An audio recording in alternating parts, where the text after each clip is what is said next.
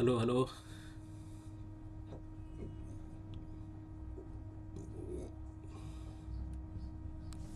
तो नमस्कार दोस्तों। तो कैसे हैं आप सब? आई होप आप लोग स्वस्थ होंगे, मस्त होंगे, ज़बरदस्त होंगे, जिंदाबाद होंगे। मैं राहुल कुमार आपका स्वागत करता हूं स्टडी विद सिविल एमसीक्यू के ऑनलाइन प्लेटफॉर्म में। ठीक है दोस्तों। तो दोस्तों आज जैसे कि सरस्वती पूजा है। ठीक है, आप लोग को पता होगा। खास करके हम लोग के लिए मतलब जो अभी फ़िलहाल में स्टडी कर रहे हैं उसके लिए बहुत ही गौरव का पल है। ठीक है, अगर आप लोग सरस्वती पूजा करते हैं तो बहुत ही अच्छा बात है। ठीक है, देखिए सब चीज़ करना चाहिए इंसान को। ठीक है, पूजा भी है, पूजा में भी इंजॉय करें, कोई दिक्कत नहीं है। साथ साथ आप लोग पढ़ाई भी करें। ठीक है, मैं सोचा कि नहीं आज पूजा है, आज के दिन भी क्लासेस जाना चाहिए नहीं जाना चाहिए, तो मैं सोचा कि नहीं, क्लासेस ज़्यादा नहीं, 1-1.5 घंटा का जो क्लास रहे क्लास रहेंगे। उसके बाद हम लोग दिन भर क्या करना, मस्ती करना है। ठीक है, पूजा में इंजॉय करना है। ठीक है, तो वैसे कि आप लोगों को पता है कि हम लोग हर क्लासेस में दो लाइन से हम लोग शुरुआत करते हैं। ठीक है, जो कि आपके सामने बहुत ही बेहतरीन तरीके से बनाया गया है। चलिए पढ़ते हैं, क्या है देखिए। जो पढ़ाई आज आपको दर्द लग रही है, जो पढ़ाई आज आपको दर्द लग रही है, अगर इस दर्द को झेलते रहे तो, जो पढ़ाई आज आपको दर्द लग रही है, अगर इस दर्द को आप झेलते रहे तो कल ये दर्द आपकी सबसे बड़ी ताकत बन जाएगी। ठीक है, कल ये दर्द आपकी सबसे बड़ी ताकत, हिम्मत, ठीक है, बन जाएगी दोस्तों। ठीक है, तो बहुत ही ज़बरदस्त लाइन है। ठीक है, हम लोग के लिए। और सबसे पहले चलिए हम लोग नेक्स्ट आज का जो क्लासेस है इसके आगे हम लोग आज का क्लास शुरुआत करते हैं। क्या है देखिए, सबसे पहले आज सरस्वती माता है, तो थोड़ा सा सबसे पहले सरस्वती माता को हम लोग जय माता सरस्वती। जितने भी मेरे ऑडियंस लोग हैं, जितने भी मेरे भाई लोग हैं, इस बार 2026 में सबको, मतलब ये लास्ट इनका है। ठीक है, लोग बहुत दिन से प्रयत्न भी कर रहे थे। ठीक है, वैसे लोग जो बहुत डेडिकेटेड से लगे हुए हैं उसको तो इन साल एकदम कन्फर्म है कि कहीं ना कहीं माता सरस्वती के कृपा से होने का चांसेस बहुत ही ज़्यादा है। ठीक है दोस्तों, बस यही वर्ड के साथ मैं आज के क्लासेस में शुरुआत कर रहा हूँ। ठीक है, चलिए।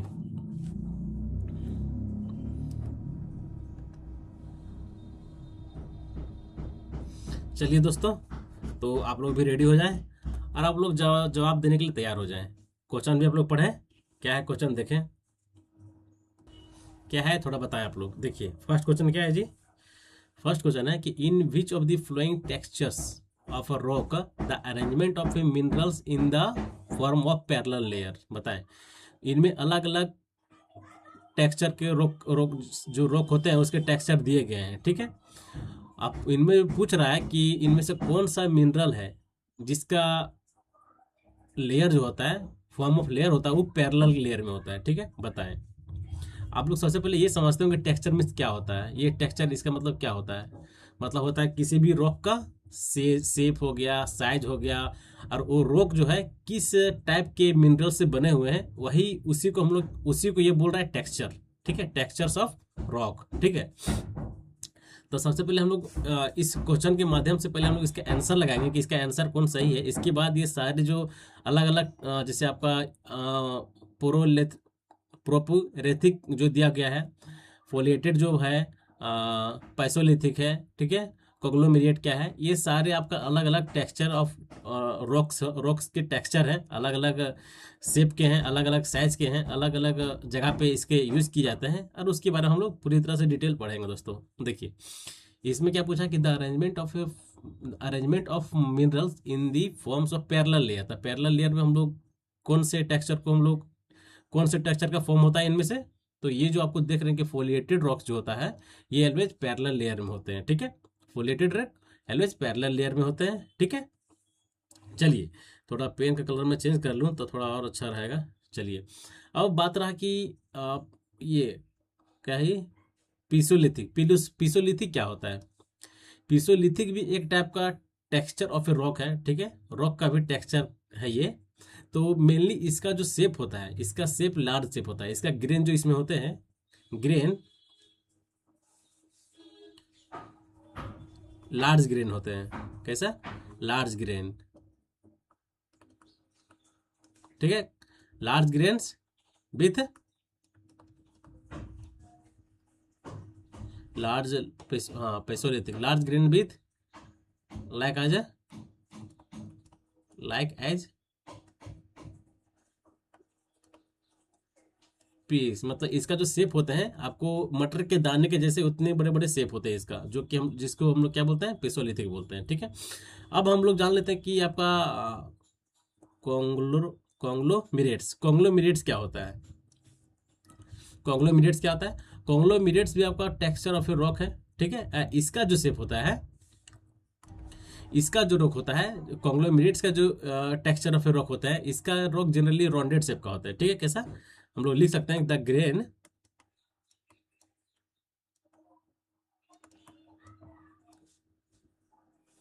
The grain the grain rounded the grain are rounded और राउंडेड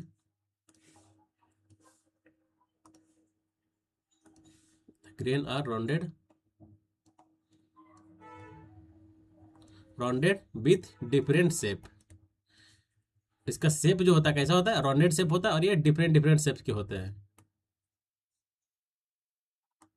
डिफरेंट शेप्स।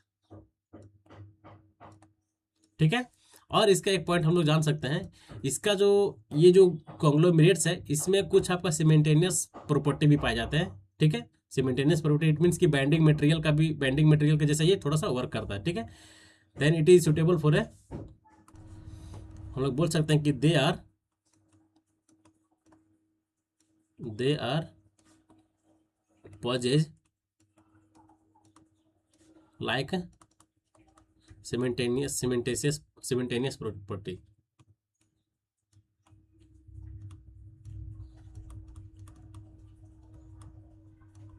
सिमेंटेनियस प्रॉपर्टी। ठीक है दोस्त, कोई दिक्कत, यहाँ तक दिक्कत नहीं होना चाहिए। ठीक है, एक एक करके सब जो भी ऑप्शन में हमको लगता है कि नहीं ये सब बताने की जरूरत है, तो जितने भी ऑप्शन बन रहे हैं सबको मैं आपके सामने प्रस्तुत कर रहा हूँ। ठीक है, चलिए अब हम लोग नेक्स्ट क्वेश्चन की ओर मूव करते हैं। इसके आंसर क्या गया, option number B is a right answer. ठीक है, आज सरस्वती माता के दिन थोड़ा सा खुश रहना चाहिए इंसान को। देखिए क्या है कि बताएं कि formation of a bubbles on a painted surface is known as, बताएं कोई भी पेंटेड सरफेस है जहां पर हमको पेंट करना है, वहां पर क्या डेवलप हो गया कि फॉर्मेशन ऑफ बबल हो गया है। फॉर्मेशन ऑफ बबल उस सरफेस पे डेवलप हो गया है, फॉर्मेट हो गया है, तो उस सरफेस को हम लोग क्या बोलते हैं, एल्वेज ब्लिस्टरिंग बोलते हैं, जो कि आप लोग बहुत ही बेहतरीन तरीके से विद फिगर में आपको बताया हूं, और आपको बहुत अच्छे से पता भी है कि ब्लिस्टरिंग क्या होता है। ठीक है दोस्त, अब बताएं कि ब्लूमिंग क्या होता है।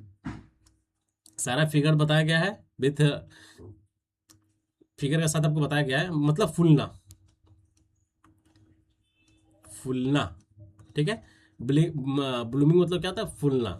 ठीक है, देखिए इसका मतलब क्या हुआ कि जब भी हम कोई भी सरफेस पे हम लोग पेंट अप्लाई कर रहे हैं, ठीक है, पेंट हम लोग अप्लाई कर दिए, जब हम लोग पेंट का ना ही डेट देखें ना ही उसका एक्सपायर डेट देखें, अगर जब आपका पेंट खराब होगा, पेंट में डिफेक्ट होगा, पेंट एक्सपायर डेट होगा, और जब उस पेंट को आप किसी भी सरफेस पे अप्लाई करेंगे, इट मीन्स कि आपका सरफेस जो है उस पर किस टाइप का डिफेक्ट देखने को मिलेगा, आपका ब्लूमिंग टाइप का defect, blooming of A defect आपको देखने को मिलेगा उस सरफेस पे। साथ ही साथ इसमें, ठीक है दोस्त, उस पर सरफेस कैसा हो जाएगा आपका, ब्लूमिंग टाइप में फुला फुला हो जाएगा, जो कि जब भी हम लोग खराब पेंट का यूज करते हैं किसी भी सरफेस पे, इट मीन्स उसका डेट एक्सपायर डेट हो गया, डेट उसका खत्म हो गया, और जब हम लोग देन अप्लाई करते हैं सरफेस पे, तो उसका सरफेस वहाँ पर मतलब फुला फुला टाइप में हो जाएगा, ब्लूमिंग टाइप में हो जाएगा, जिसे हम लोग, वो किस टाइप का डिफेक्ट होता है, आपका ब्लूमिंग टाइप का डिफेक्ट होता है। ठीक है, अब हो गया आपका फ्लैकिंग क्या होता है और फेडिंग क्या होता है। ठीक है,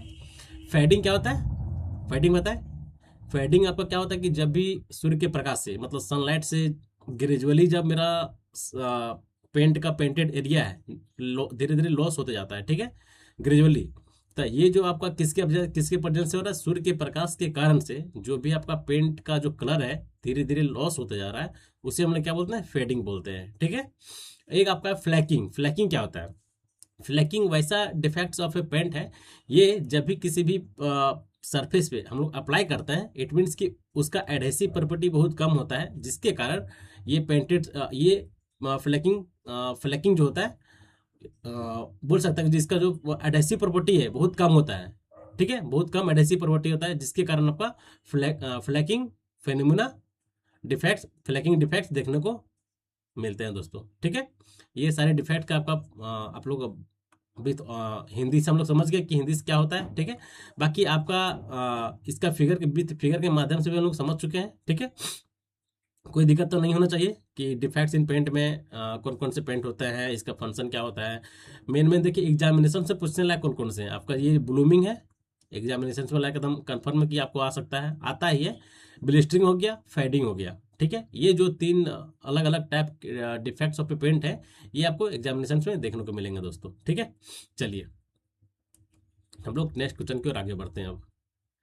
अब नेक्स्ट क्वेश्चन क्या है कि which of the following is not a characteristics of a poor lime, बताएं। हम लोग लाइम के बारे में तो बहुत अच्छे से क्लास में किए हैं, प्रीवियस क्लास में। आपका पुअर लाइम हो गया, आपका हाइड्रोलिक लाइम हो गया, लाइम क्या होता है इसके बारे में बहुत अच्छे से हम लोग क्लासेस में पढ़े हुए हैं। तो आप लोग प्रीवियस क्लास में जो प्रीवियस पार्ट जो हुआ था वो सब पार्ट को आप लोग कंप्लीट देखते हुए चलें, और साथ ही साथ जितने भी बीटीएससी वाले क्लासेस भी आप लोग वहाँ भी अटेंड कर सकते हैं। मैं पहले भी बोला था और मैं आज भी बोल रहा हूँ, ठीक है।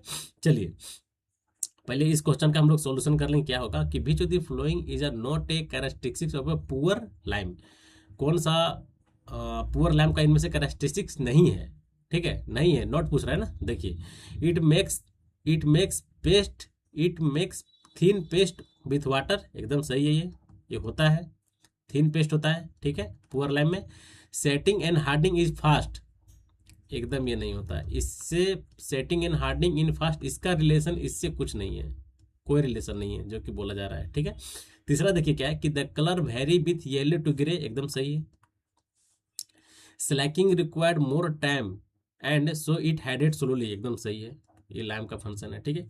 ये तीन ऑप्शन, ये जो चार ऑप्शन है, तीन ऑप्शन है, ये आपका सही है। लेकिन ये जो है आपका सेटिंग एंड हार्डनिंग, इसका कोई इस पुअर लैम से, खास करके पुअर लैम में, ये पूरी पहली बार की बात किया जाए पुअर लैम में, इट मीन्स इसमें सिमिल्टेनियस प्रॉपर्टी बहुत कम होगा, सिमिल्टेनियस प्रॉपर्टी बहुत कम होगा, और इसमें बहुत ही मतलब पुअर टाइप का होता है। इसका फंक्शन बहुत ही रेयर टाइप में इसको यूज किया जाता है, जिसके कारण इस पुअर लैम को बहुत ही बोल सकते हैं कि ये उतना अच्छा एयर लैम नहीं होता है एज कम्पेयर हाइड्रोलिक लैम, ठीक है, रिच लैम, वाइट लैम, ठीक है। तो इसका जो आंसर हो गया option number B is a right answer, ठीक है। चलिए हम लोग नेक्स्ट क्वेश्चन की ओर बढ़ते हैं। नेक्स्ट क्वेश्चन क्या है भाई, बताएं कि which the following Indian standard code provision provided test procedure for a determination of a transverse strength of a natural building stone. अच्छा, नेचुरल बिल्डिंग स्टोन का पूछ रहा है कि इनमें से कौन सा आईएस कोड बताएं। IS 456/2000, ये तो हमको बताने की जरूरत नहीं है, ठीक है। IS 112/11269, ये भी बताने की जरूरत नहीं है। IS 121 और 516, बताएं इनमें से कौन सा आपका नेचुरल बिल्डिंग स्टोन, ये हम लोग ये क्वेश्चन हम लोग क्लासेस में किए हुए हैं, ठीक है। बताएं कि इनमें से कौन सा आपका नेचुरल बिल्डिंग स्टोन का IS कोड है। तो आपका 11 21 पार्ट नंबर सेकेंड जो है कि आपका नेचुरल बिल्डिंग कोड का ये टेस्ट ये है, मतलब IS कोड है क्या, natural building stone, natural building stone, building stone, ठीक है। IS 516 ये भी नहीं है, ठीक है दोस्त। Option number C is a right answer. चलिए हम लोग नेक्स्ट क्वेश्चन की ओर आगे बढ़ते हैं। हम लोग का नेक्स्ट क्वेश्चन क्या है भाई, बताएं कि which is the hardest mineral among of the flowing, इनमें से सबसे हार्डेस्ट मिनरल कौन है जिसका हार्डनेस नंबर सबसे ज्यादा होता है। बताएं किसका होता है इनमें से सबसे ज्यादा हार्डनेस नंबर, क्या फील्ड्सबर, फील्ड्सबर का कितना होता है, क्वार्टिजाइट का कितना होता है, एम्फीबोला, एम्फी बोली, एम्फीबोलिक की कितना होता है, आपका गैरनेट का कितना होता है। बताएं आप लोग इसका हार्डनेस नंबर जो कि आप लोग हम लोग क्लासेस में किए हुए हैं, बताएं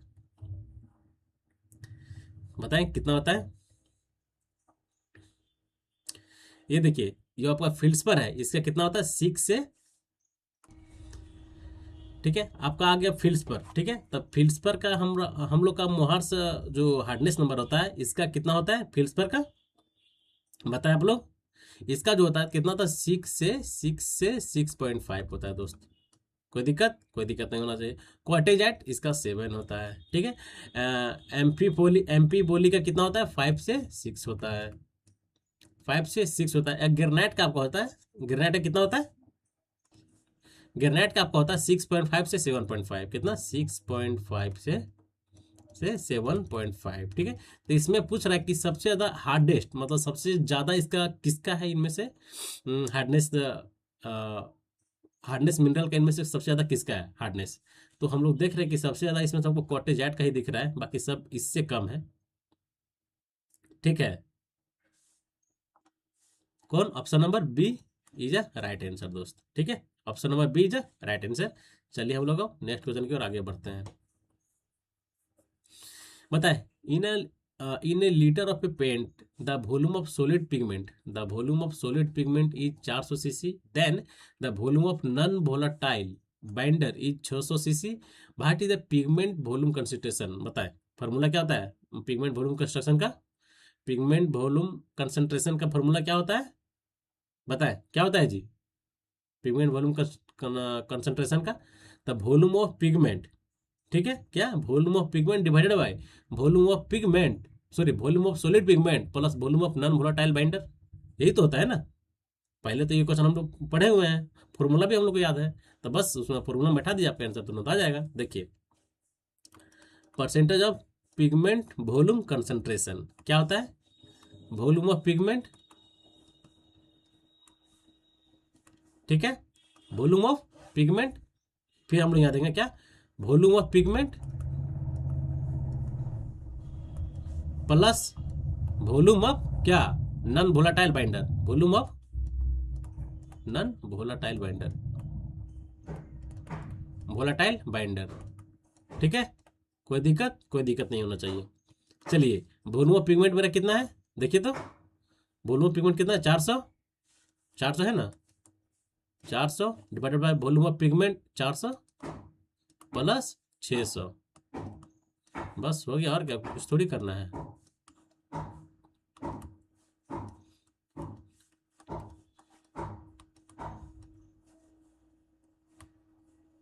चालीस इज राइट आंसर। कोई दिक्कत, हाँ कोई दिक्कत तो नहीं होना चाहिए, हाँ चलिए। अच्छा यहाँ थोड़ा ये होगा, परसेंटेज में होता है ये, ठीक है, ये परसेंटेज में होता है इंटू 100,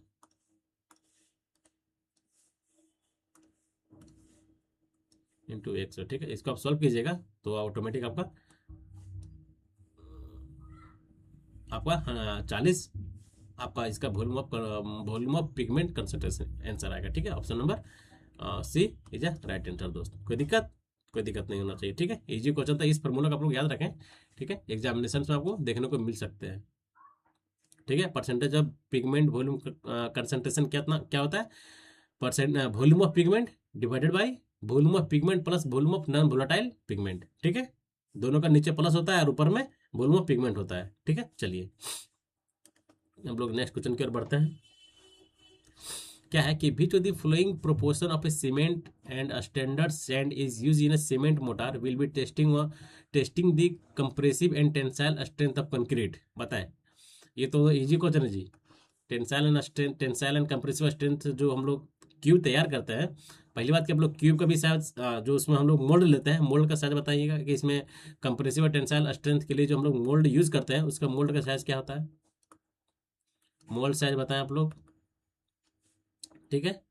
और इसका रेशियो कितना होता है, रेशियो कितना होता है 1:3, ये तो सबको पता होगा। और इसमें हम लोग को जो मोल्ड का जो एरिया होता है, मोल्ड का एरिया कितना होता है 7.06 सेंटीमीटर क्यूब, ठीक है। ये आप लोग हम लोग को पता है इसका मोल्ड का, ये मोल्ड का साइज हो गया, ठीक है। और देखिए ये कंप्रेसिव स्ट्रेंथ और टेंसाइल स्ट्रेंथ के लिए जो हम लोग सीमेंट का क्वांटिटी लेते हैं, सीमेंट का क्वांटिटी हम लोग कितना लेते हैं, सीमेंट और सैंड का क्वांटिटी कितना होता है, सीमेंट का आपका होता है कितना 400 ग्राम, ठीक है। 400 ग्राम आपका सीमेंट हो गया, और आपका सैंड कितना होता है 600 ग्राम, 600 ग्राम, ठीक है दोस्त। ये भी आपको ध्यान रखना है एग्जाम में, पूछ देता है, ठीक है। कोई दिक्कत? कोई दिक्कत नहीं होना चाहिए। चलिए इसका आंसर क्या गया, option number B is a right answer दोस्त। क्लियर? चलिए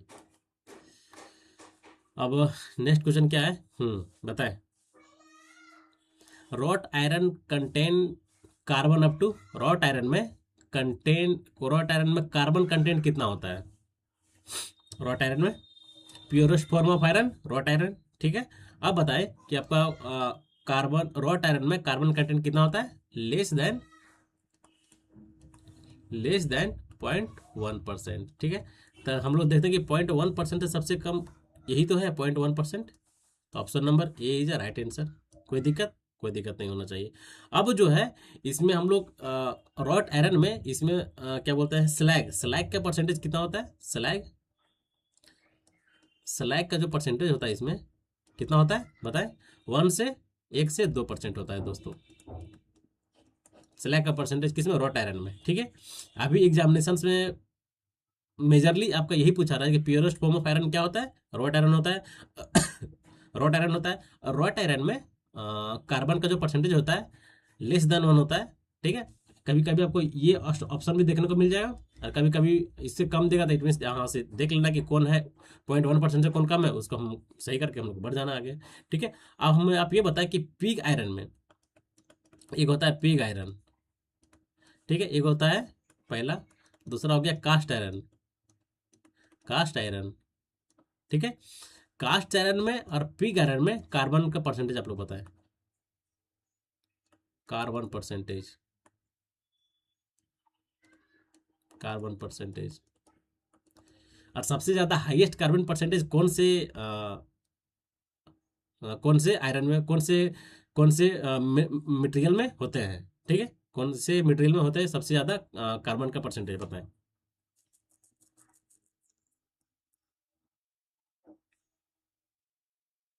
देखिए ये जो पे आपका पिग आयरन है, पिग आयरन में सबसे ज्यादा हाईएस्ट कार्बन का परसेंटेज पाया जाता है, ठीक है। सबसे ज्यादा बोल सकते हैं वेरी हाई कार्बन कंटेंट कितना भाई? इसमें जो कार्बन पाया जाता है कितना? 3.8 से 4.7%। सबसे ज़्यादा कार्बन आपको किस में पाया जाता है? अगर कभी पूछेगा एग्जाम में कि सबसे ज़्यादा मैक्सिमम कार्बन कंटेंट कौन से मिनरल्स में पाए जाते हैं, कौन से मटेरियल में पाए जाते हैं, तो आप लोग याद रखिएगा कि पिग आयरन जो है इसमें सबसे ज़्यादा कार्बन कंटेंट पाया जाता है, ठीक है। अब आगे आपका कास्ट आयरन, ठीक है। तो कास्ट आयरन में आपका जो कार्बन कंटेंट होता है 1.7% होता है। कितना कितना? 1.7% होता है दोस्तों। 1.7 से 3%, सॉरी 1.7 से 3% होता है, ठीक है। कोई दिक्कत? हम लोग कास्ट आयरन समझ गए, आपका रॉट आयरन समझ गए, पिग आयरन समझ गए। आप थोड़ा सा आप लोग बता दें कि स्टील में, ठीक है, तीसरा है जो है क्या, स्टील। स्टील में आपका कार्बन का परसेंटेज कितना होता है? कार्बन परसेंटेज, कार्बन परसेंटेज कितना होता है दोस्तों? लेस देन 1.7%, लेस देन 1.7%, ठीक है। सारा क्लियर होना चाहिए, इसलिए ये सब बताने का मतलब यही है कि ये सब आपका रेफरेंस पॉइंट है, एक्स्ट्रा पॉइंट है, एक्स्ट्रा इंपॉर्टेंट पॉइंट है जो कि आपको याद होना चाहिए दोस्त, ठीक है। ये इंपॉर्टेंट है, जिसमें स्टार लगाए आपको समझ जाना चाहिए कि वो जो लिखाया गया है ये आपको एग्जामिनेशन में मिल सकते हैं और इम्पोर्टेंट भी है, ठीक है। चलिए हम लोग नेक्स्ट क्वेश्चन की और हम लोग आगे बढ़ते हैं। नेक्स्ट क्वेश्चन क्या है मेरा? The recommended compression strength of a class A brick as per IS code के अकॉर्डिंग बताया कि रिकमेंडेड कंप्रेसिव स्ट्रेंथ क्लास ए ब्रिक का कितना होता है जी? कितना होता है कंप्रेसिव स्ट्रेंथ? इजी क्वेश्चन है। कितना? Option number C is right answer. 7 से 14 न्यूटन पर mm², ठीक है। ये आपका फर्स्ट हो गया।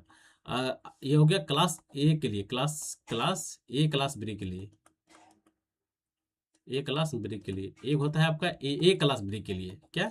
Double A class brick. इसके लिए कंप्रेसिव स्ट्रेंथ कितना होता है?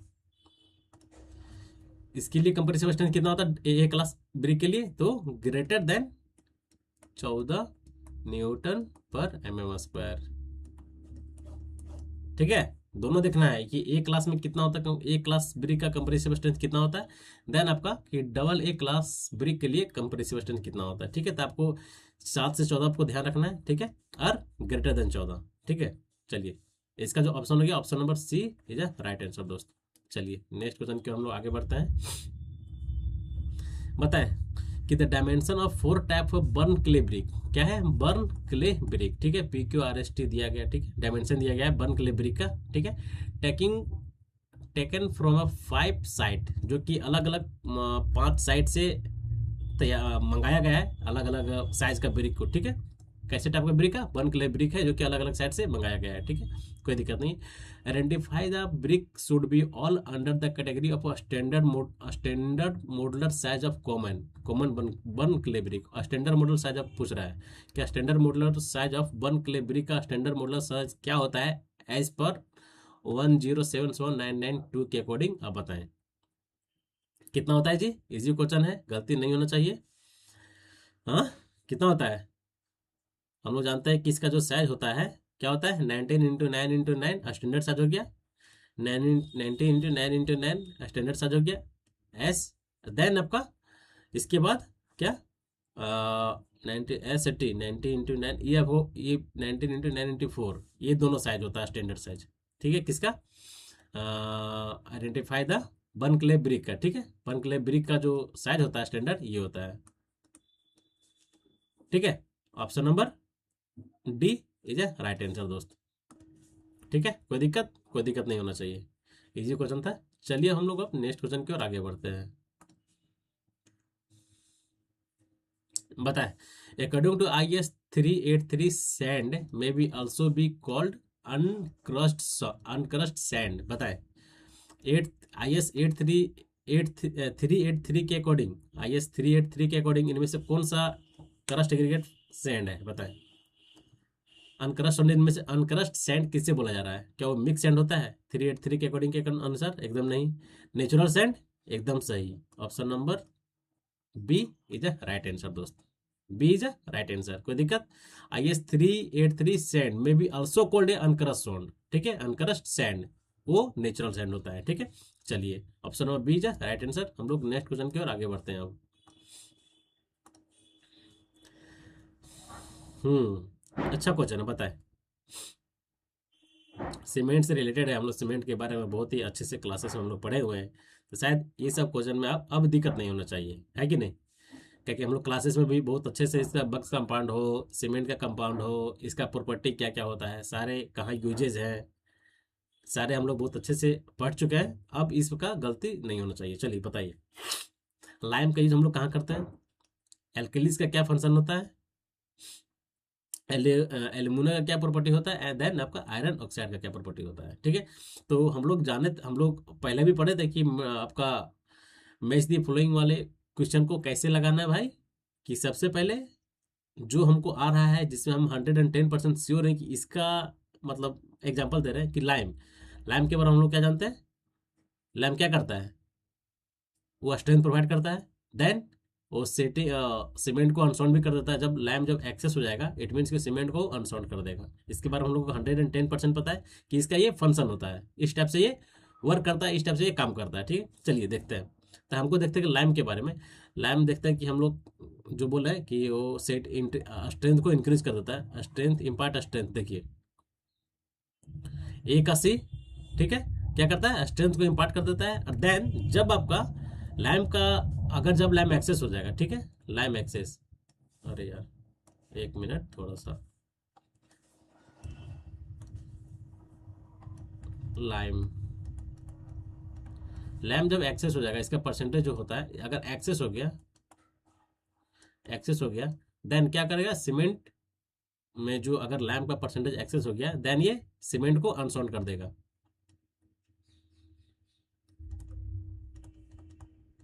अनसाउंड, ठीक है, कोई दिक्कत नहीं है। ये आपका ए का सी हो गया, ए का सी कहाँ है जी, देखिए option number B, sorry C और ए, सी और ए में। चलिए इसके बाद हम लोग देख लेते हैं कि हम लोग जान रहे हैं कि आयरन ऑक्साइड, आयरन ऑक्साइड क्या होता है? आयरन ऑक्साइड किस टाइप से इसका प्रॉपर्टी क्या होता है बताएं? कलर, इसमें बताने की तो जरूरत ही नहीं है, ये कलर प्रोवाइड करता है, ठीक है। तो डी का डी, अरे भाई साहब बहुत चालाक है, दोनों में दे दिया है, कोई दिक्कत नहीं है।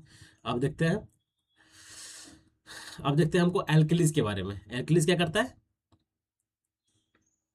हम्म एल्कलीज हम लोग पढ़े थे, इफ्लोरसेंस किसके कारण से होता है? एल्कलीज की एक एल्कलीज की वजह से, ठीक है। तो देखिए एल्कलीज कॉजेज इफ्लोरसेंस एंड स्टेनिंग, एकदम सही। अब यहाँ पर आ गया इफ्लोरसेंस, अब इसके बारे में थोड़ा सा हम लोग जान रहे हैं। इसका परसेंटेज क्या क्या था? नील, स्लाइट, मॉडरेट, हैवी, सीरियस, था ना। पहले इसका हम लोग कर लेते हैं, उसके बाद हम लोग उसका भी जो परसेंटेज था एग्जामिनेशन से पूछते हैं, उसके बारे में हम लोग कर लेंगे, जानकारी ले लेंगे थोड़ा सा, क्योंकि पीछे हम लोग पढ़े हुए हैं। तो रिकॉल करना, देखिए मेन क्लास का मुद्दा, मेन क्लास का मकसद यही है कि ज़्यादा से ज़्यादा आप लोग को प्रीवियस जितने भी हम लोग क्लासेस में किए हुए हैं सारा रिकॉल के साथ हम लोग क्लास भी करें और मज़ा भी आएगा कि पीछे हम लोग अरे ये पढ़े थे, हाँ इफ्लोरेसेंस क्या होता है, वाइट अल्कली के जो सीमेंट के जो मेरा ब्रिक है उसके टॉप टॉप लेयर पे वाइट वाइट का धब्बा जम जाता है, जिसके किसकी वजह से जम जाता है? ये आपका अल्कली की वजह से, ठीक है। अब अल्कली का क्या क्या परसेंटेज होता है, डिग्री ऑफ परसेंटेज, उसके बारे में हम लोग पढ़ेंगे, ठीक है। इसका जो हो गया बी का बी मतलब option number A is the right answer. कोई दिक्कत? कोई दिक्कत नहीं, क्लियर क्लियर। चलिए अब हम लोग जान लेते हैं कि थोड़ा सा परसेंटेज। नील, क्या भाई? नील था पहला, दूसरा स्लाइट, ठीक है, तीसरा क्या था? मॉडरेट, चौथा क्या था? हैवी, ठीक है। इसमें नो नो इफ्लोरेसेंस,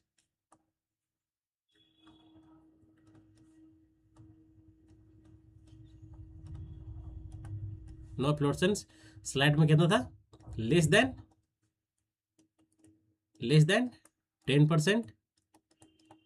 मॉडरेट में कितना था? 10 से 50%।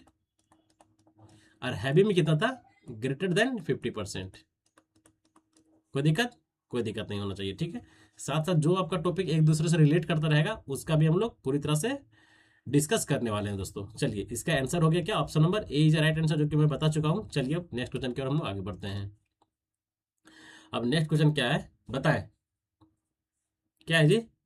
अकॉर्डिंग टू IS 12269, ठीक है, insoluble residue in OPC 53 grade cement should not be greater than, कितना से ज़्यादा नहीं होता है इनसोलूबल रेसिड्यू जो कि ग्रेड नंबर 53 में पाया जाता है?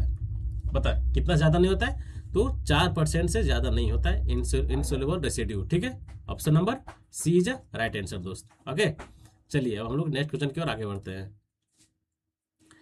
ये देखिए आपको ये अलग अलग टाइप का इसमें कन्वर्सेशन ऑफ टिम्बर इसमें दिख रहा होगा आपको, ठीक है। लाइक आपका टेंजेंशियल सोइंग है, क्वार्टर सोइंग है, रेडियल सोइंग है एंड ऑर्डिनरी सोइंग है, ठीक है। तो आप लोग हमें ये बताएं कि ये किस टाइप का सोइंग आपको दिख रहा है? ये क्या ये टेंजेंशियल सोइंग है, क्या ये क्वार्टर सोइंग है, या फिर आपका रेडियल सोइंग है, या फिर आपका ऑर्डिनरी सोइंग है? तो इस फिगर के माध्यम से हम लोग बोल सकते हैं कि ये आपका किस टाइप का है। तो आपका रेडियल सोइंग है। किस टाइप का? रेडियल सोइंग, रेडियल सोइंग है, ठीक है दोस्त। अब हमें बताएं कि थोड़ा सा इसके बारे में हम लोग इसका प्रॉपर्टी भी जान लेते हैं, इससे प्रॉपर्टीज क्या क्या होता है, ठीक है। तो आपको पता होना चाहिए, एग्जामिनेशन में पूछे गए हैं। आप किसी भी आप लोग अभी फिलहाल में जितने भी या फिर जितने भी जेई के पेपर हुए हैं उसमें अगर टिम्बर से भी क्वेश्चन आ रहा है, तो अगर इस पार्ट से आ रहा है तो इस क्वेश्चन को यहीं से पूछा जाएगा, ठीक है। क्या है कि रेडियल सोइंग में पूछेगा एक क्वेश्चन कि सबसे ज्यादा मैक्सिमम वेस्टेज किस टाइप के सोइंग में होता है, ठीक है। Which of the following sawing has maximum wastage, ठीक है। कौन से कौन से सोइंग में, जैसे आपका टेंजेंशियल सोइंग दे देगा, 4 ऑप्शन दे देगा इस टाइप से, tangential sawing, quarter sawing, radial sawing, then ordinary sawing, और पूछेगा कि किस में सबसे ज़्यादा मैक्सिमम वेस्टेज होता है। तो आपका जो रेडियल सोइंग है सबसे ज़्यादा मैक्सिमम वेस्टेज में होता है। क्या? मैक्सिमम वेस्टेज, मैक्सिमम वेस्टेज, ठीक है। कोई दिक्कत नहीं होना चाहिए। और दूसरा हम लोग बोल सकते हैं कि मैक्सिमम स्ट्रेंथ भी हमको यही प्रोवाइड करता है, ठीक है। मैक्सिमम वेस्टेज होता है, लेकिन मैक्सिमम स्ट्रेंथ अगर पूछेगा कि सबसे ज़्यादा हाईएस्ट स्ट्रेंथ कौन से सोइंग प्रोवाइड करते हैं, तो मैक्सिमम स्ट्रेंथ भी आपको हमको यही प्रोवाइड करता है, मैक्सिमम स्ट्रेंथ, ठीक है। तो आपको ध्यान देना पड़ेगा कौन सा, रेडियल सोइंग। ये किस टाइप का फिगर है आपका, रेडियल सोइंग है। Option number C is a right answer, ठीक है। अब यहाँ पर है क्वार्टर सोइंग है, तो क्वार्टर सोइंग किस टाइप से होता है, इसका फिगर देखिए, ये हो गया फिगर, थोड़ा सा मस्त बन रहा है भाई, मस्त बन रहा है। ये देखिए इस टाइप से जो होता है आपका,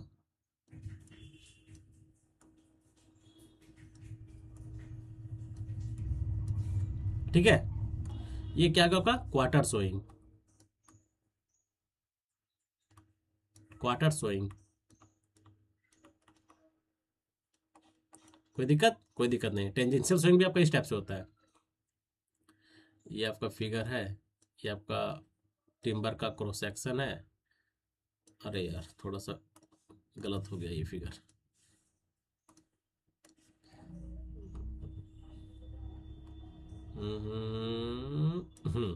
ठीक है, इस टाइप से इसको काटा जाता है। ये देखिए इसके टेंजेंट के अलॉन्ग होगा, टेंजेंट के अलॉन्ग होगा ये, ठीक है, दिख रहा है ना आपको। ये आपका होगा क्या, टेंजेंशियल सोइंग, टेंजेंशियल सोइंग। कोई दिक्कत, कोई दिक्कत नहीं, क्लियर है ना।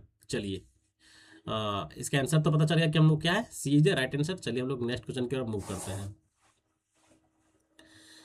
हाँ, अब बताएं हमको कि सिलेक्ट इनकरेक्ट, ठीक है, माइंड मैप इनकरेक्ट चलना चाहिए, कौन सा गलत है। पेयर मैच, जो कि यहाँ पर अलग अलग टाइप ऑफ स्पल्ट दिया गया है। मेस्टिक स्पल्ट क्या होता है, लिक्विड स्पल्ट क्या होता है, कट बैक स्पल्ट क्या होता है, एंड रिफाइंड स्पल्ट क्या होता है, ठीक है। सबसे पहले हम लोग समझें कि जो मेस्टिक स्पल्ट क्या होता है। देखिए मेस्टिक स्पल्ट आपका इस टाइप का स्पल्ट होता है, ठीक है। मेजरली देखा जाए तो ये आपका बहुत ही, मेस्टिक स्पल्ट बहुत ही वोलाटाइल होता है, ठीक है, वाटर प्रूफिंग होता है, ठीक है। और इसका यूज हम लोग डीपीसी के फॉर्म में भी कर सकते हैं, ठीक है, ये वाटर प्रूफ भी होता है, ठीक है। और यहाँ जो बोला जा रहा है कि it is the pitch residue obtain bye evaporation of A volatile consistent of A Coulter. क्या ये सही है, क्या ये सही है। मेस्टिक स्पल्ट ये सरासर गलत है। इसका जो ये जो ऑब्टेन किया जाता है, ये ऑब्टेन किया जाता है कहाँ से, मैन्युफैक्चरिंग बाय ये नेचुरल रॉक, ठीक है। नेचुरल रॉक के थ्रू इसको मेस्टिक स्पल्ट को पल्वराइज करके, नेचुरल रॉक को पल्वराइज करके इसको उसके बाद फिर क्या किया जाता है कि देन इसको फिर आपका मेल्टन करने के लिए 200 से 400 डिग्री, 200 से 250 डिग्री पे छोड़ दिया जाता है। देन जब ये ठंडा होता है, जब ठंडा हो जाता है ये पूरी तरह से विस्कस हो जाता है, एकदम आपका वाटर प्रूफिंग हो जाता है, पूरी एकदम डेंस टाइप में हो जाता है, ठीक है।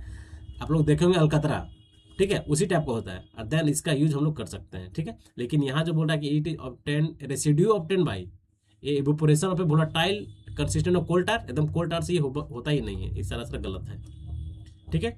हमको इनकरेक्ट पूछ रहा है, इट मीन्स की option number A is a right answer. कोई दिक्कत, कोई दिक्कत नहीं होना चाहिए, ठीक है।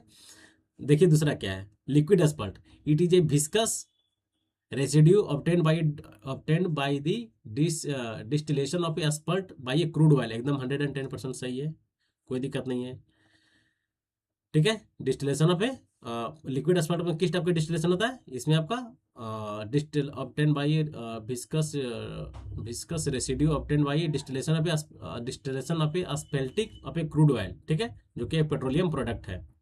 आपका cut back asphalt, it is derived by a distillation of asphalt of a volatile solvent, एकदम सही है।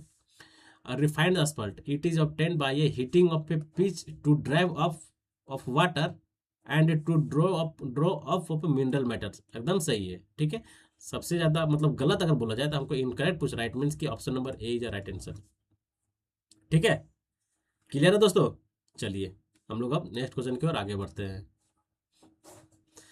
नेक्स्ट क्वेश्चन क्या है कि as per IS 3495 part number 1, what is the loading rate used to find the compressive strength of a brick. बताएं उसका loading rate कितना होता है? हाँ, 14 newton per mm square per minute. Option number C is right answer. ठीक है, अभी हम लोग पीछे पढ़े थे ना कंप्रेसिव स्ट्रेंथ के बारे में, उसका क्यूब का साइज क्या होता है, उसमें आपका परफेक्ट प्रोपोर्शन कितना होता है, 1:3 का होता है, आपका मोल्ड का साइज कितना होता है, 7.06 इंटू 0.7 मतलब 70 सेंटीमीटर क्यूब का होता है आपका मोल्ड। ठीक है, वही पूछ रहा है। ओके, चलिए हम लोग अब नेक्स्ट क्वेश्चन की ओर आगे बढ़ते हैं। हम नेक्स्ट क्वेश्चन क्या है बताए, if aggregate fraction passing through a sieve size, जो कि सीव साइज कितना है 50 mm है, एंड रिटर्न जो कर रहा है 40 mm is return to a flaky aggregate. देखिए दे दिया है, कौन से केस है ये, फ्लैकी एग्रीगेट। हम लोग पढ़े हैं कि फ्लैकी एग्रीगेट और आपका इलोंगेटेड एग्रीगेट। तो फ्लैकी एग्रीगेट जो होता है इसका लिस्ट लेटर डायमेंशन कितना होता है भाई, less than 3/5 times of average dimension. पढ़े हैं ना, हम लोग पढ़े हैं क्लास में। चलिए बताएं, इन केस फ्लैकी एग्रीगेट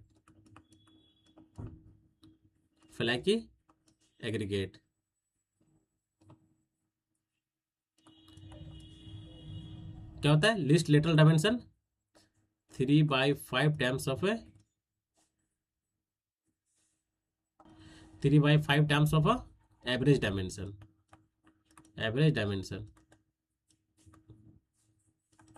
ठीक है, तो 3/5 टाइम्स हम लोग किसका करेंगे, जो कि हमको वैल्यू दिया गया है। वैल्यू क्या है भाई, 50 + 40 डिवाइडेड बाई 2 कितना होगा, 50 40 हो गया आपका 90 डिवाइडेड बाई 2 हो गया 45 से कटेगा, और ये कितना से कटेगा, 5 से 9 × 5 = 45, 9 × 27। Option number D is a right answer. ठीक है, हम लोग पढ़े थे फ्लैकी केस में, हम लोग तो अभी पढ़ लिए। इसका आपका इलोंगेटेड का केस क्या था, कितने टाइम्स होता है, 1.6 times, 1.6 times greater than 1.6 times. ठीक है, आपको ध्यान देना है, जो कि हम लोग प्रीवियस क्लास में किए हुए हैं। ठीक है, चलिए अब हम लोग नेक्स्ट क्वेश्चन की ओर आगे बढ़ते हैं। नेक्स्ट क्वेश्चन क्या है भाई, हाँ देखिए कि the following statement S1 and S2 दो स्टेटमेंट दिया गया है। ठीक है, किसके रिस्पेक्ट में दिया गया है, affect of a moisture content in would. ठीक है, मॉइस्चर कंटेंट इन वुड। ठीक है, मॉइस्चर कंटेंट के इफेक्ट, वुड में जो मॉइस्चर कंटेंट होता है, कंटेंट हो गया है, उसके हिसाब से आपको स्टेटमेंट 1 एंड स्टेटमेंट 2 दिया गया है। ठीक है, चलिए अब हम लोग पढ़ते हैं। पहला क्या है, the mechanical property of a wood are not mutually affected by a reduction of a moisture content up to the fibre saturation point. ठीक है, अब सबसे पहले हम लोग ये जानेंगे कि फाइबर सेचुरेशन पॉइंट होता क्या है। ठीक है, जब हम लोग ये समझेंगे उसके बाद हम इस क्वेश्चन को सॉल्व कर लेंगे, कोई दिक्कत नहीं है। ठीक है, अब हमें बताएं कि फाइबर सेचुरेशन पॉइंट क्या होता है। देखिए फाइबर सेचुरेशन पॉइंट क्या होता है, फाइबर सेचुरेशन पॉइंट वुड में हम लोग कैसे देखते हैं, मान के चलिए कोई वुड है। ठीक है, वुड में आपका दो टाइप का आपका क्या सेल वाल पाया जाता है। ठीक है, एक वाल आपका सेल वाल हो गया, आपका ल्यूमेन वाल हो जाता है। ठीक है, तो सेल वाल का जो आपका बोल सकता है कि सेल वाल में जो वुड है, ठीक है, सेल वाल जिस वुड में है, उस वुड में वो जो वुड है आपका वाटर में, उसमें वो सेचुरेटेड इन वाटर होता है, उसमें वाटर पाया जाता है। ठीक है, एक आपका ल्यूमेन वाल होता है जिसमें वाटर नहीं पाया जाता है। ठीक है, उसमें वाटर का क्वांटिटी एकदम कम मात्रा में होता है, जो कि ना के बराबर होता है। ठीक है, तो हम लोग जानेंगे इस यहाँ जो इस क्वेश्चन में बोल रहा है कि the mechanical property of a wood are not mutually affected by a reduction of a moisture content up to the fibre saturation point, जो कि ये 110% सही है। ठीक है, ठीक है, ये हम लोग देखते हैं सेकंड क्या है, स्टेटमेंट सेकंड क्या है कि shrinkage of wood in the longitudinal direction is greater than when compare to the radial and tangential direction. ठीक है, जो कि ये सरासर गलत है। श्रिंकेज जो आपका वुड में होता है लॉन्गिट्यूडिनल डायरेक्शन में कम होता है। ठीक है, यहाँ जो बोल रहा है कि shrinkage of a would in A longitudinal direction, जो कि लॉन्गिट्यूडिनल डायरेक्शन को ये ग्रेटर देन बोल रहा है, जो कि ये गलत यहीं पे हो गया कि जब भी आपका फाइबर सेचुरेशन पॉइंट का बात किया जाए तो उसमें जो आपका श्रिंकेज होता है वुड का, वो ऑलवेज लॉन्गिट्यूडिनल डायरेक्शन में कम होता है, लेकिन यहाँ बोल रहा है कि ग्रेटर देन होता है, जिसके कारण ये जो स्टेटमेंट है सरासर ये गलत हो गया। ठीक है दोस्त, ऑप्शन फर्स्ट सही, देन ऑप्शन 2 और ट्रू। ऑप्शन फर्स्ट सही कहाँ है, option first statement true and first ये सही है मेरा। ठीक, ऑप्शन बी आर करेक्ट। कोई दिक्कत? कोई दिक्कत नहीं। चलिए ठीक है दोस्त, चलिए अब हम लोग नेक्स्ट क्वेश्चन की ओर आगे बढ़ते हैं। नेक्स्ट क्वेश्चन क्या है देखिए, बताइए। Paving brick are prepare from a brick containing a high percentage of, बताए पेविंग ब्रिक में जो उसमें जो कंटेनिंग होता है, पूछ रहा है कि सबसे ज़्यादा परसेंटेज इनमें से कौन सा होता है। आयरन ज़्यादा होता है, लैम ज़्यादा होता है, या फिर आपका एल्यूमिनियम ज़्यादा होता है, देन आपका सिलिका ज़्यादा होता है। बताए क्या ज़्यादा होता है पेविंग ब्रिक में, बताएं। और सबसे पहले हम लोग जानेंगे कि पेविंग ब्रिक होता क्या है, इसके बाद इसका हम लोग आंसर कर लेंगे। ठीक है दोस्त, देखिए पेविंग ब्रिक क्या होता है। पेविंग ब्रिक, पेविंग ब्रिक, पहले ये हम लोग जानते हैं कि पेविंग ब्रिक हम लोग जो जब पेविंग ब्रिक का मैन्युफैक्चरल हम लोग करते हैं, इसमें आपका जो कंटेंट होता है, इसमें आपका impure lam, impure fire lam, then आपका सेल से पेविंग ब्रिक को बनाया जाता है। ठीक है, किससे मैन्युफैक्चरिंग किया जाता है? Impure fire lam, impure fire lam, impure fire clay, ठीक है, क्ले और सेल, सेल के मैन्युफैक्चरिंग से हम लोग पेविंग ब्रिक को तैयार करते हैं। ठीक है, इसमें आपका सेल का परसेंटेज, किसका? सेल का परसेंटेज ज़्यादा होता है। Shale is more than impure fire clay, fire clay. ठीक है, अब हम लोग समझ गए। अब हम लोग देखते हैं कि पेविंग ब्रिक में मैक्सिमम परसेंटेज किसका होता है? तो आपका आयरन का होता है दोस्त। ठीक है, किसका? आयरन का। आयरन का जो परसेंटेज होता है पेविंग ब्रिक में सबसे ज़्यादा होता है, हाईयर परसेंटेज होता है, हाईयर परसेंटेज। ठीक है, किसका? आयरन का। Option number A is a right answer. कोई दिक्कत? पेविंग ब्रिक होता क्या है, इसको लोग कहाँ से किस मटेरियल से प्रोड्यूस किया जाता है? तो आपका इम्प्योर फायर क्ले और आपका सेल से आपका पेविंग ब्रिक को तैयार किया जाता है, मैन्युफैक्चरिंग किया जाता है। देन आपका इसमें आपको जो सेल का जो परसेंटेज होता है, सेल का जो क्वांटिटी का इसमें कितना एडिशन होता है सेल का, तो सेल का ज़्यादा परसेंट हो जाता है किसके कंपेरिजन में? इम्प्योर फायर क्ले के कंपेरिजन में। ठीक है, जिसके कारण इसको बेस्ट रॉ मटेरियल भी बोला जाता है। क्या? Best raw material, best raw material. ठीक है, option number A is right answer. चलिए अब हम लोग नेक्स्ट क्वेश्चन की ओर आगे बढ़ते हैं। In case of super sulphate cement, water to cement ratio should not be less than, बताएं। सुपर सल्फेट सीमेंट के बारे में आप लोग को बहुत अच्छे से वाकिफ होंगे, हम लोग पीछे बहुत अच्छे से पढ़े हुए हैं। अब इसमें पूछ रहा है कि सुपर सल्फेट सीमेंट में वाटर बाय सीमेंट का रेशियो कितना से ज़्यादा नहीं होना चाहिए, बताएं। 0.6%, 0.5, 0.4 या फिर 0.7। तो आपको ध्यान देना पड़ेगा कि जो सुपर सल्फेट सीमेंट है, इसमें आपका वाटर बाय सीमेंट जो रेशियो होता है कितना होता है? 0.5 से ज़्यादा नहीं होना चाहिए। कितना से? 0.5 से ज़्यादा नहीं होना चाहिए दोस्तों। ठीक है, option number B is a right answer. कोई दिक्कत? कोई दिक्कत नहीं होना चाहिए। चलिए अब हम लोग नेक्स्ट क्वेश्चन की ओर आगे बढ़ते हैं। क्या है कि which one of the following cement is also known as snowcrete, बताए। इनमें से कौन सा सीमेंट को अस्नोक्रेट के नाम से जाना जाता है? चाहे आपका उसे हम लोग क्या हाइड्रोफोबिक सीमेंट बोलते हैं, या फिर पोर्टलैंड पोजोलाना सीमेंट बोलते हैं, या फिर कलर्ड सीमेंट बोलते हैं, या फिर आपका व्हाइट सीमेंट बोलते हैं। बताएं किसे हम लोग अस्नोक्रेट के नाम से जाना जाता है? कौन सा सीमेंट को अस्नोक्रेट के नाम से जाना जाता है? तो आपका जो व्हाइट सीमेंट है, इसे एलवेज आपका अस्नोक्रेट के नाम से जाना जाता है। क्या? also known as अस्नोक्रेट।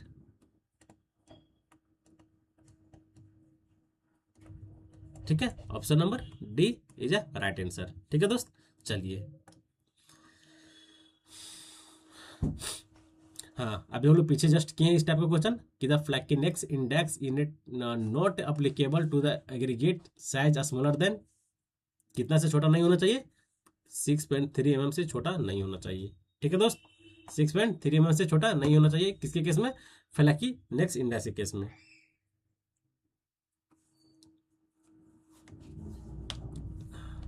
सेशन सही लग रहा है आप लोग को? तो वीडियो का एन शेयर कर देते हैं दोस्त, बताएं। इतना मेहनत लग रहा है तो थोड़ा सा आप लोग शेयर भी कर देते हैं तो आप ही लोग का ना फायदा होगा। हाँ, फायदा तो देखिए, ये जो सारे कंटेंट को इतना बेहतर तरीके से डिजाइन किया जा रहा है, अच्छे अच्छे क्वेश्चन के साथ डिजाइन किया जा रहा है, ये किसके लिए किया जा रहा है? जितने भी मेरे भाई लोग हैं, जितने भी मेरे दोस्त लोग हैं, उसके लिए। आज हम लोग प्रण भी ले चुके हैं कि जितने भी मेरे ऑडियंस, जो कि जितने भी मेरे भाईगण हैं, जो इस चैनल से बहुत अच्छे टाइम से जुड़े हुए हैं, ज़्यादा टाइम नहीं लेकिन जितना भी टाइम से जुड़े हुए हैं, मतलब कंटिन्यूटी के साथ जुड़े हुए हैं, उसका आज हम लोग प्रार्थना भी किए सरस्वती माता से। आज सरस्वती माता का दिन भी है, ठीक है। तो कन्फर्म है कि उसका इन साल कहीं ना कहीं बेड़ा पार लग जाएगा, ठीक है। तो टेंशन लेने की ज़रूरत नहीं है, बस अपना जो हम लोग का कार्य है, काम अपना करते रहें, सही डायरेक्शन में चलते रहें, और कुछ ज़्यादा कुछ सोचने की ज़रूरत नहीं है, क्योंकि अभी का टाइम है, लोग बहुत ज़्यादा ये है वो है, मतलब बहुत टाइप से, मतलब वो उलझन में फंसे रहते हैं। आपको उलझन में नहीं फंसना है, ठीक है। आपको अगर अगर आप अभी या फिर बिगनर हैं, या फिर आप कुछ सालों से तैयारी कर रहे हैं, तो कोई दिक्कत नहीं है। बिगनर के लिए भी क्लासेस ओपन है। किस टाइम? मॉर्निंग के टाइम में, एकदम सब्जेक्ट वाइज चल रहा है वहाँ पे। सब्जेक्ट वाइज जीरो से हम लोग स्टार्ट कर रहे हैं, किए भी है। आज आपका दूसरा क्लास आप अपलोडेड था, ठीक है। तो आप लोग दोनों क्लास देखिए, आपके लिए बहुत ही बेहतर होगा, ठीक है। यहाँ से आप लोग मिक्स प्रैक्टिस सेशन हम लोग कर सकते हैं। साथ ही साथ आप लोग यहाँ से ख़त्म होने के बाद आप लोग वो क्लास अटेंड कर लें, ताकि आपको भी सब्जेक्ट वाइज पकड़ बनाने में, ठीक है। क्योंकि अभी तो फिलहाल हाँ, दूसरा क्लास आज अपलोड हो चुका है। देन कल आपको तीसरा क्लास देखने को मिलेगा, ठीक है दोस्त, जो कि बहुत ही बेहतरीन तरीके से उसको बनाया गया है, ठीक है। और साथ ही साथ मैं आपको ये भी बोलना चाह रहा हूँ, ठीक है, और साथ ही साथ मैं यही बोलना चाह रहा हूँ कि जितने भी कुछ कुछ क्वेश्चन ऐसे भी हो रहे हैं जो कि अगर आपसे नहीं भी बन रहा है, तो उस क्वेश्चन को आप लोग कॉपी में नोट डाउन करें, ठीक है। ठीक है दोस्त, कोई दिक्कत, यहाँ तक कोई दिक्कत नहीं होना चाहिए, ठीक है। चलिए हम लोग आगे बढ़ते हैं। इसका क्या था answer? Option number D is a right answer. Flakiness index not भी इसका ग्रेटर देन साइज कितना से not applicable to aggregate smaller aggregate smaller than 6.3 mm से, ठीक है। 6.3 mm से स्मॉलर नहीं होना चाहिए, जो कि ऑप्शन नंबर डी में है। चलिए हम लोग नेक्स्ट क्वेश्चन की ओर आगे बढ़ते हैं। बताएं, fire board fibre board, hardwood, laminated timber and plywood. बताएं इसका यूजेज। फायर बोर्ड का यूज हम लोग कहाँ करते हैं? इस टाइप का क्वेश्चन को हम लोग किस टाइप से सॉल्व करते हैं दोस्त? अभी जस्ट हम लोग पीछे किए हैं, किस टाइप से करते हैं बताएं। कि जो सबसे पहले हमको आता हो, पहले हम उसको टिक कर लें। हम लोग जान रहे हैं कि प्लाईवुड का यूज हम लोग कहाँ पे करते हैं? आर्चेज में, देन ट्रस में, एकदम सही है, ठीक है। डी का डी डी का डी किस में है? डी का डी, ओ सॉरी, हमको आर्चेज में नहीं यूज करते हैं, थोड़ा गलत हो गया यार। इसका यूज हम लोग कहाँ करते हैं? प्लाईवुड है, इसका यूज हम लोग जनरली कहाँ करते हैं? पैनलिंग में करते हैं, पैनल बनाने में, ठीक है, पैनल बनाने में, जो कि डी का ए है। डी का ए ऑप्शन सी है, ऑप्शन डी में है, ठीक है। अब फाइबर बोर्ड आ गया।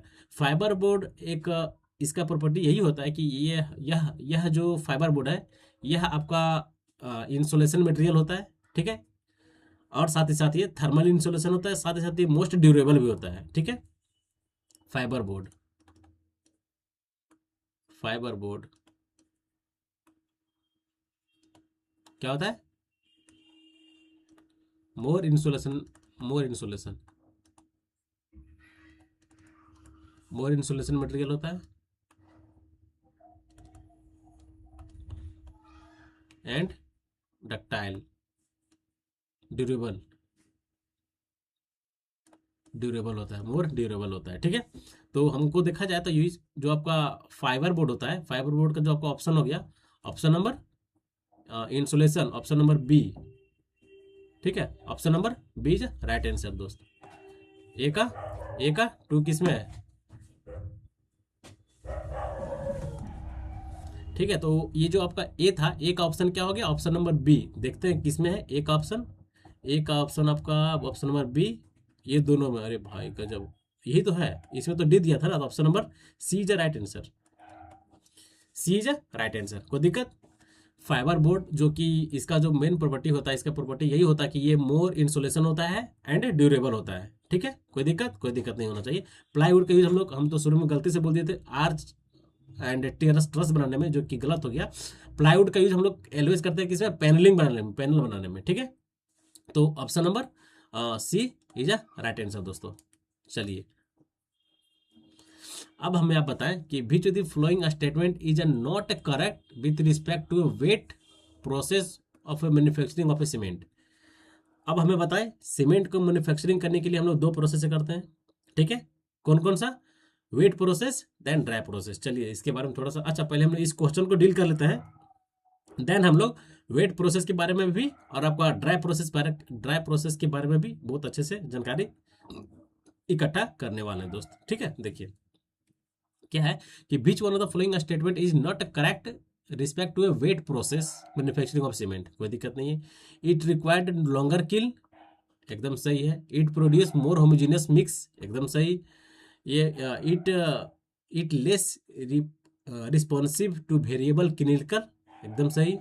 It is higher cost executing and grinding raw minerals, एकदम नो, एकदम गलत। आपका वेट प्रोसेस में इसका जो कॉस्ट होता है, ये जो बोल रहा है कि हायर कॉस्ट होता है एग्जीक्यूटिंग का, ये गलत है। इसका लोअर कॉस्ट होता है। ठीक है, क्या होता है, लोअर कॉस्ट होता है, क्योंकि हम लोग अभी पढ़ने वाले हैं। ये मेरा गलत हो गया सरासर। इट मीन्स कि इसका जो ऑप्शन हो गया, इस क्वेश्चन का क्वेश्चन हो गया, आंसर हो गया option number D is the right answer. अब हम लोग यहाँ थोड़ा एडिशनल जानकारी ले लें कि आपका ड्राई प्रोसेस क्या होता है, देन आपका वेट प्रोसेस क्या होता है सीमेंट का। स्पेस तो बस नहीं रहा यार, कैसे होगा। यहाँ पर क्या है आपका ड्राई प्रोसेस, देन यहाँ वेट प्रोसेस, ठीक है। अब देखिए ड्राई प्रोसेस क्या होता है। ड्राई प्रोसेस में आपका सबसे पहले हम लोग बोल सकते हैं कि आप इसमें जो हम लोग रॉ मटेरियल का मिक्सिंग करते हैं, हमको सीमेंट बनाना है भाई, तो सीमेंट बनाने के लिए हमको दो प्रोसेस होता है, एक ड्राई प्रोसेस देन आपका वेट प्रोसेस। तो सीमेंट बनाने के लिए हम लोग ड्राई प्रोसेस के बारे में पढ़ रहे हैं। तो ड्राई प्रोसेस में हम लोग क्या करते हैं, जो भी हमको रॉ मटेरियल हम लोग को जरूरत पड़ता है सीमेंट बनाने में, वो हम लोग कलेक्ट कर लिए। कलेक्ट करने के बाद सबसे पहले ड्राई प्रोसेस में जो आपका रॉ मटेरियल है उसको हम लोग ड्राई मतलब सूखा हम लोग मिक्स कर लेते हैं। ठीक से पूरी तरह से हम लोग ड्राई मिक्सिंग कर लिए। ये हो गया क्या, ड्राई प्रोसेस का पॉइंट फर्स्ट। चलिए लिखते हैं यहाँ थोड़ा स्पेस बना के लिखेंगे तो ज़्यादा हटेगा। ठीक है, मिक्सिंग रॉ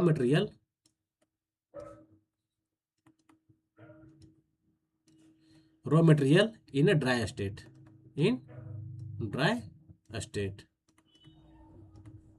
कोई दिक्कत नहीं।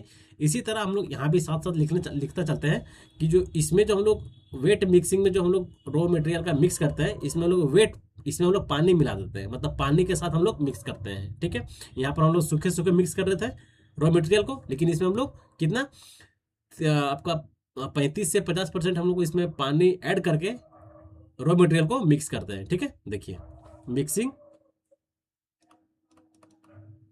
मिक्सिंग रॉ मटेरियल इन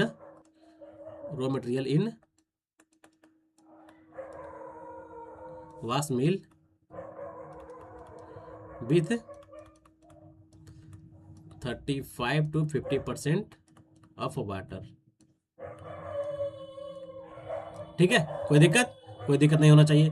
कितना हम लोग 35 से 50% हम लोग पानी के साथ हम लोग रॉ मटेरियल को मिक्स करते हैं, वो मेरा हो गया वेट प्रोसेस। ठीक है, ड्राई प्रोसेस में हम लोग सूखा मिक्स करते हैं। ठीक है, अब देखिए सेकंड पॉइंट क्या हो गया। सेकंड पॉइंट मेरा यही है कि जब हम लोग इसमें ड्राई प्रोसेस में अगर हम लोग सूखा में हम लोग मिक्स करेंगे, इट मीन्स कि हमको इसमें तो फ्यूल का कंजम्पशन तो ज़्यादा होगा नहीं, क्योंकि हम लोग सूखा मिक्स कर रहे हैं। ठीक है, तो फ्यूल कंजम्पशन होगा क्या, फ्यूल कंजम्पशन एकदम नहीं होगा। तो हम लोग लिख सकते हैं कि फ्यूल कंजम्पशन इज लो। ठीक है, fuel consumption is low.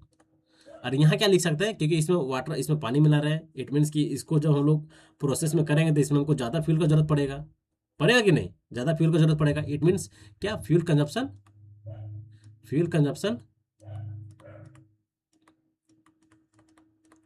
Is more. ठीक है, अब देखिए अगर यहाँ पर हमारा फ्यूल कंजप्शन लो हो गया, इट मीन्स हम लोग बोल सकते हैं कि कॉस्ट ऑफ प्रोडक्शन लो होगा। एक्चुअल एलवेज बोल सकते हैं कि जब हमको फ्यूल लगभे नहीं किया, हम लोग सूखा सूखा हम लोग जो भी मेरा जो मेरा रॉ मटेरियल है उसको सूखा सूखा हम लोग मिक्स कर दिए हैं, देन उसको हम लोग उसमें जब हम लोग सूखा सूखा मिक्स कर दिए कि हमको उसमें फ्यूल का कंजप्शन कम होगा, एकदम सही। जब मेरा फ्यूल का कंजप्शन कम होगा इट मीन्स कि जो मेरा कॉस्ट भी है तो कॉस्ट का जो मेरा प्रोडक्शन ऑफ कॉस्ट होगा कम पड़ेगा। ठीक है, तो हम लोग लिख सकते हैं कि cost of production is low. कोई दिक्कत? Cost of production, cost of production is low. ठीक है, और यहाँ क्या हो जाएगा? Cost of production is high. कोई दिक्कत? यहां तक दिक्कत नहीं होना चाहिए। ठीक है, अब आइए, अब क्या होगा, जैसे ही हम लोग मेरा फ्यूल भी कम लग रहा है, मेरा कॉस्ट भी कम लग रहा है, तो जब हम लोग एग्जीक्यूट करेंगे इसको, तो एग्जीक्यूट करेंगे इट मीन्स कि मेरा जो कॉस्ट होगा, the cost of executing grinding, जो हम लोग ग्राइंडिंग करेंगे उसमें क्या उसका मेरा मेरा कॉस्ट हाई जाएगा, जाएगा कि नहीं? ठीक है, तो हम लोग यहाँ क्या लिख सकते हैं? द कॉस्ट ऑफ एग्जीक्यूटिंग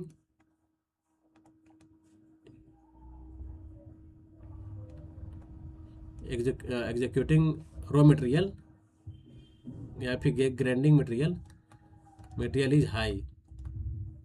इसमें हाई होता है, देन आपका इसमें जो होगा क्या होता है, वेट प्रोसेस में इसमें लो होता है। क्या? एक्सीवेटिंग ग्राइंडिंग। क्या? एक्सीवेटिंग ग्राइंडिंग। जो हम लोग ग्राइंडिंग कर रहे हैं मतलब पीसने वाला जो काम कर रहे हैं इसमें लो होता है। ठीक है, अब हम लोग देख रहे हैं इसमें क्या बोला था कि हमको वेट प्रोसेस के बारे में, तो वेट प्रोसेस के बारे में कि it is high cost of excavating and grinding raw material, जो कि ऑलवेज लो है। देख रहे हैं ना, excavating and grinding raw material are low, लेकिन यहाँ बोला हाई, जिसके कारण ये जो ऑप्शन है सरासर गलत हो गया। ठीक है, कोई दिक्कत? यहाँ तक नहीं गलत होना चाहिए, यहाँ तक पूरी तरह से आपको क्लियर हो जाना चाहिए। ठीक है, ये है आपका dry process and wet process of a cement. ठीक है, चलिए अब हम लोग नेक्स्ट क्वेश्चन की ओर आगे बढ़ते हैं। अब हमें बताएं आप, दो स्टेटमेंट दिया गया है। ठीक है, फर्स्ट एंड सेकंड, कोई दिक्कत नहीं। क्या है कि मिनरल टार, टार के बारे में, tar is obtained by distillation of a bituminous shale, एकदम सही। टार को जो हम लोग ये किस टाइप के डिस्टिलेशन से बनता है? ऑलवेज डिस्टिलेशन, क्या बोल रहा है, obtain by mineral tar is obtain by distillation of a bituminous shale. ठीक है, कहाँ से? ये किसके डिस्टिलेशन से? सेल के डिस्टिलेशन से टार को ऑब्टेन किया जाता है। ठीक है, जो कि सरासरी सही है, एकदम सही है। Wood tar is obtain by a destructive distillation of resin and wood, एकदम सही है। ये दोनों स्टेटमेंट सही है आपका। Option number first and true, first and second are both true. ठीक है, अब हमें आप बताएं बिटुमिनस, बिटुमिनस होता है। ठीक है, ये इसमें किस टाइप का डिस्टिलेशन होता है? क्या इसमें फ्रिक्शनल डिस्टिलेशन होता है या फिर आपका डिस्ट्रक्टिव डिस्टिलेशन होता है? एक होता है भंजक आसवन, क्या बोलते हैं, भंजक आसवन बोलते हैं शायद। तो आपको ध्यान देना पड़ेगा, तो बिटुमिनस जो है इसमें एलवेज फ्रिक्शनल डिस्टिलेशन होता है। क्या? Fractional distillation. कैसे इसे हम लोग ऑब्टेन करते हैं? तो fractional distillation by a crude oil. ठीक है, fractional distillation, fractional fractional distillation. ठीक है, ध्यान देना पड़ेगा। ठीक है दोस्त, चलिए नेक्स्ट क्वेश्चन की ओर हम लोग अब आगे बढ़ते हैं। क्या है कि which of the following type of a rock exhibit greater crushing strength when compared to other mentioned types of rock। इसमें देखिए सारे टाइप्स ऑफ रॉक मेंशन है, चाहे आप सैंडस्टोन हो, लेटराइट हो, सेल हो, देन आपका ट्रेप हो। तो इसमें जो क्या पूछ रहा है कि ग्रेटेस्ट क्रशिंग स्ट्रेंथ किसका होता है, बताएं। ये सारे जो दिए गए हैं, सैंडस्टोन हो गया, लेटराइट हो गया, सेल हो गया, ट्रेप हो गया, तो इसमें हमको बात करें कि सबसे ज्यादा ग्रेटेस्ट स्टोन किसका होता है? तो ग्रेटेस्ट स्टोन सबसे ज्यादा आपका ट्रेप का होता है। कितना होता है? 300 से लेकर 380। ठीक है, option number D is a right answer दोस्त। चलिए अब हम लोग नेक्स्ट क्वेश्चन की ओर हम लोग चलते हैं। नेक्स्ट क्वेश्चन क्या है कि the recommended value of a compressive strength and water absorption for a heavy duty burnt clay brick class 400 as पर IS 2180 रिस्पेक्टिवली। बताए कौन से ब्रिक की बात कर रहा है? Heavy duty burnt clay brick. इसका वाटर एब्जॉर्प्शन कितना होता है? 10%। और यही आपका पूछ दे दूसरा परफोरेटेड ब्रिक, परफोरेटेड ब्रिक, ठीक है, इसमें पूछेगा आपका वाटर ऑब्जर्प्शन कितना होगा? 15%। ठीक है, दोनों याद रखना है। एक देखिए heavy duty burnt clay brick में कितना? 10%। 10% का है जी वाटर ऑब्जर्प्शन। वाटर ऑब्जर्प्शन एक में है ये, सीधे option number D is right answer. Perforated brick पूछेगा कितना वाटर ऑब्जर्प्शन आपका? 15%, ऑप्शन नंबर। अगर ये पूछेगा तो 15% मारिएगा। अगर heavy duty burnt clay brick पूछा है, इसमें आपका 10% वाटर ऑब्जर्प्शन होता है, जो कि आपको ध्यान देना पड़ेगा। ठीक है, चलिए अब नेक्स्ट क्वेश्चन की ओर हम लोग चलते हैं। बताएं IS 2871993 स्पेसिफाई, ये कौन से कोड, इसमें जो अलग अलग दिए गए हैं कि recommendation for maximum moisture content of A timber, maximum moisture content on A concrete, fine aggregate, अलग अलग दिया गया है रिकमेंडेड कि ये IS कोड कौन से मटेरियल के लिए रिकमेंडेड किया जा रहा है। बताएं, जो कि आपका 287 है, recommendation for a maximum moisture content of A timber, ये टिम्बर के लिए जाना जाता है। टिम्बर का IS कोड दिया गया है, किसका? टिम्बर का। Option number A is right answer दोस्त। ठीक है, किसका? टिम्बर का कोड है 2871993। चलिए अब हमें नेक्स्ट क्वेश्चन की ओर हम लोग चाहते हैं। नेक्स्ट क्वेश्चन क्या है? केओलाइन। ठीक है, kaolin is a chemically classified as, बताए वो क्या होता है? क्या वो सिलिशियस रॉक है, क्या मेटामॉर्फिक रॉक है, क्या कैलकुलोरियस रॉक है, या फिर आपका एर्गोलोलिशियस रॉक है? तो आपको ध्यान देना पड़ेगा कि जो मेरा केओलाइन है वो ऑलवेज एर्गोलिशियस रॉक है। क्या है? Argillaceous rock. Option number D is a right answer. कोई दिक्कत? यहां तक में कोई दिक्कत नहीं होना चाहिए। ठीक है, अच्छे तरीके से आपको ड्रिल करके बताया जा रहा है सारे क्वेश्चन को। बहुत कुछ क्वेश्चन ऐसे भी आपको देखने को लगेंगे कि पीछे रिपीटेड है। तो रिपीटेड का मीन्स मेरा मतलब यही है कि आपको number of times recall, number of times revision. ठीक है, मैं शुरू में आपको बोला कि क्लासेस में याद कराने का गारंटी है। ठीक है, एक बार आप क्लास में देखें, एक बार आप घर में देखें, और एक बार अपने माइंड में जितना भी पढ़े हैं, आज पढ़े, मान के चलिए हम लोग 40 क्वेश्चन आज पढ़े, 40 क्वेश्चन को क्लास में भी देख लिए और सर का भी देख लिए और खुद एक बार आपने भी देख लिए। एक बार आप क्लास मतलब अपना घर में रिकॉल कर लें कि इसका ये होता है, इसका ये होता है। आज हम लोग क्या क्या पढ़े हैं? हम लोग डिफेक्ट इन टिम्बर से पढ़े हैं, कंक्रीट से पढ़े हैं, लैम से पढ़े हैं, क्या पढ़े हैं? थोड़ा सा क्वेश्चन का क्वेश्चन देख ले और अपना माइंड में रिकॉल कर ले। देखिए, रिकॉलिंग पावर आपको बढ़ाना पड़ेगा। और रिकॉलिंग पावर कैसे बढ़ेगा? कुछ क्वेश्चन को आप रिपीट करके, मतलब इसी सेट के माध्यम से, आपको स्पेशल नहीं करना है, इसी सेट के माध्यम से हम इसलिए कुछ क्वेश्चन को हम रिपीट कर रहे हैं कि आपको वो माइंड में पूरी तरह से सेट हो जाए कि फिर कभी भी वो क्वेश्चन आपको सामने दिखे तो गलती आपका 1% भी आपको मन में शंका ना रहे कि इसका आंसर ये होगा। सो ठीक है, चलिए इसका तो हो गया option number D is right answer. चलिए नेक्स्ट क्वेश्चन क्या है भाई?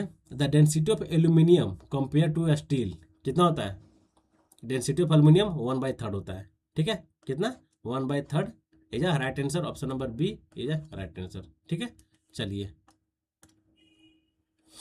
अब बताएं the heat supply in a case of autoclave test in a set of and cooled at a what rate of pressure? Autoclave test है, क्या करता है ये? सीमेंट को अनसाउंड कर देता है। ये कौन कौन से इसमें क्या क्या प्रेजेंट आता है? लाइम और सिलिका। अगर if upper magnesia is greater then 3%, तब हम लोग ऑटोक्लेव टेस्ट का यूज करते हैं।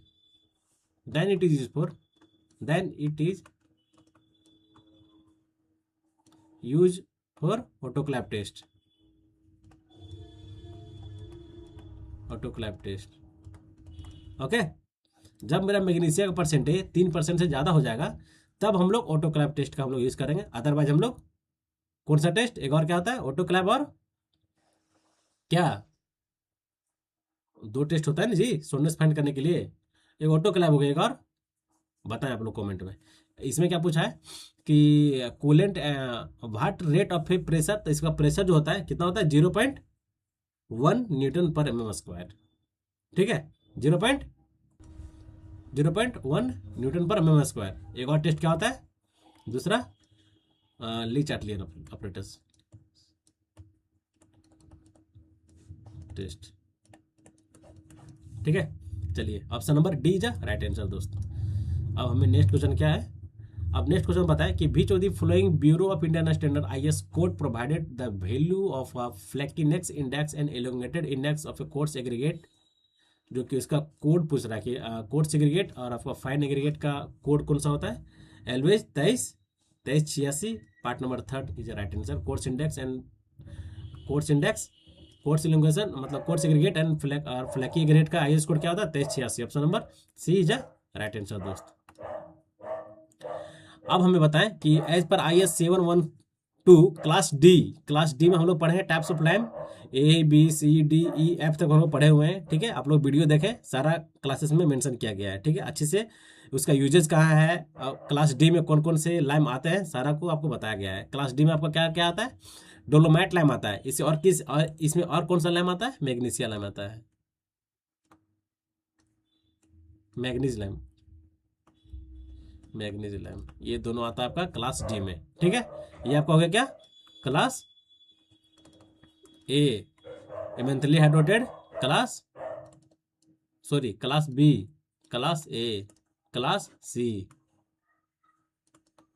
कोई दिक्कत नहीं, क्लियर। चलिए अब नेक्स्ट क्वेश्चन क्या है बताए, as per IS 40311988 the heat of hydration किसका पूछ रहा है, लो हीट पोर्टलैंड सीमेंट का। इसमें बताने की जरूरत है भाई, बताओ 7 डेज में पूछ रहा है, कितना होता है, 7 डेज में पूछ रहा है हीट ऑफ हाइड्रेशन कितना होता है जी, 272 किलो जूल पर KG. Option number A is a right answer. ठीक है, ये आपका हो गया 7 डेज में। ठीक है, एक आपका होता है कितना, 28 डेज में कितना होता है, 313 किलो जूल पर केजी। ठीक है, तो आपको दोनों ध्यान रखना है। ठीक है, ये दोनों आपका इसी के लिए है, किसका, लोहित सीमेंट के लिए है। इसमें 2 केस में होता है, एक 7 डेज में होता है, देन आपका 28 डेज में होता है, दोनों आपको ध्यान रखना पड़ेगा। ठीक है, चलिए नेक्स्ट क्वेश्चन की ओर हम लोग आगे बढ़ते हैं। अब नेक्स्ट क्वेश्चन क्या है भाई, अकॉर्डिंग टू IS 383 2016, ठीक है, the maximum quantity of deleterious material in uncrushed fine aggregate, बताएं कितना होता है, हाँ, maximum quantity of deleterious material in uncrushed fine aggregate कितना होता है, 5%। Option number A is right answer दोस्त। ठीक है, कोई दिक्कत नहीं।